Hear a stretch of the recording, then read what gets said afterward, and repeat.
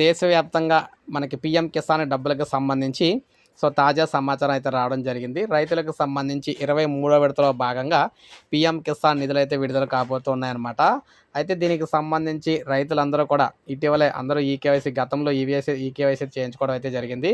అయితే ఇంకా కొంతమంది ఈకేవైసీ పెండింగ్ అయితే ఉన్నట్టుగా ప్రభుత్వం అయితే తెలియజేస్తూ ఉందన్నమాట. కొంతమంది ఈకేవైసీ అయితే పూర్తి అవ్వలేదని, అలా ఎవరైతే ఈకేవైసీ పూర్తి చేసుకోలేదో పీఎం కిసాన్ పోర్టల్‌కి సంబంధించి ఎవరైతే రైతులు ఈకేవైసీ అవ్వలేదో వారికి మాత్రం డబ్బులైతే రావని చెప్పేసి ముందుగానే తెలియజేస్తున్నారు.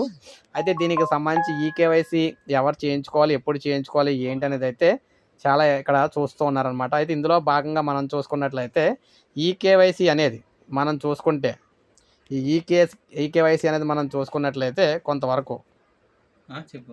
దేశవ్యాప్తంగా ఈ విధంగా మనం చూసుకున్నట్లయితే ప్రజెంటు 23వ విడతలో భాగంగా రైతులకు మ్యాక్సిమం 99% అయితే రైతులకు డబ్బులైతే విడుదల కాబోతున్నాయి. ఎవరైతే 1% ఉన్నారో వారందరూ కూడా డబ్బులు రాకపోతే అప్పుడు ఈకేవైసీ చేయించుకోమని చెప్తున్నారు. ఎందుకంటే ఈకేవైసీ అయ్యిందా లేదా అని చెప్పేసి చాలామందికైతే పోర్టల్‌లో కూడా తెలియట్లేదనమాట.